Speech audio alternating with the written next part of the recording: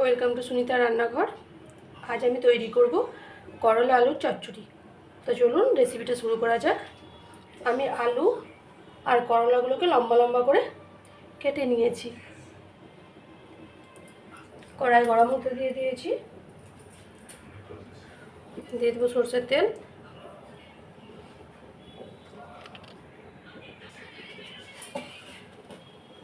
ফোড়ন দিয়ে দেবো শুকনো লঙ্কা আর অল্প কালো সরষে।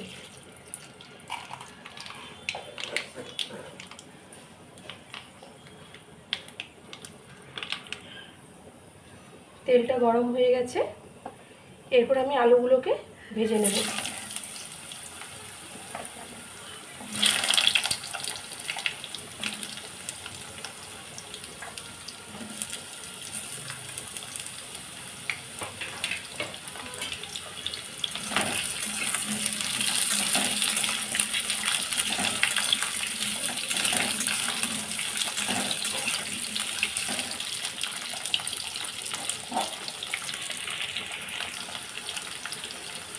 দিয়ে দেবো অল্প লবণ,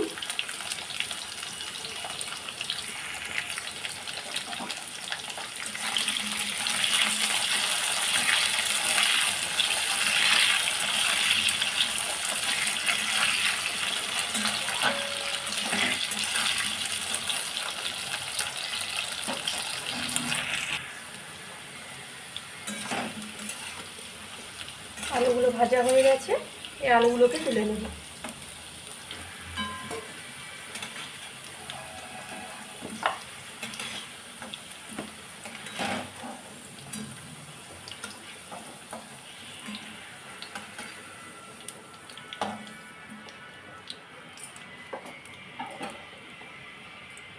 এরপর দিয়ে দেবো কেটে রাখা করলাগুলো।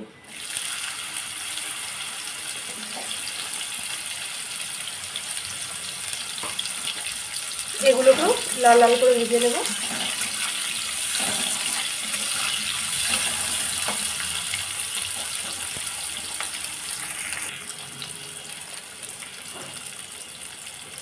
অল্প লবণ অ্যাড করে দেবো।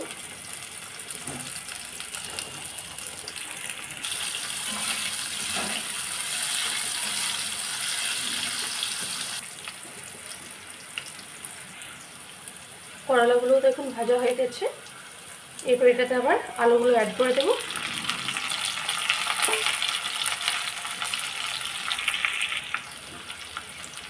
এখানে আমি সর্ষে পোস্ত আর দুটো কাঁচা লঙ্কা দিয়ে বেটে রেখেছি, এই পেস্টটা আমি এখানে দিয়ে দেবো। আপনারা চাইলে পোস্ত নাও দিতে পারেন, শুধু সর্ষে দিয়েও করা যায় এটা।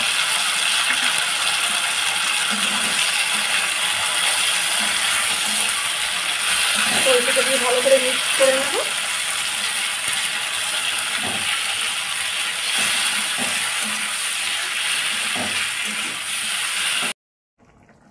আমি এখানে জল দিয়ে ফুটতে দিয়ে দিয়েছি।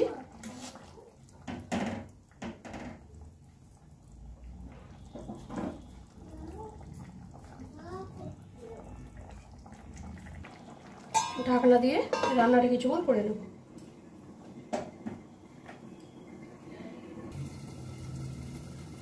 ঢাকনাটা খুলে নেব। চচ্চড়ি একটু ভাজা ভাজা করবেন, দেখবেন দারুণ লাগে খেতে।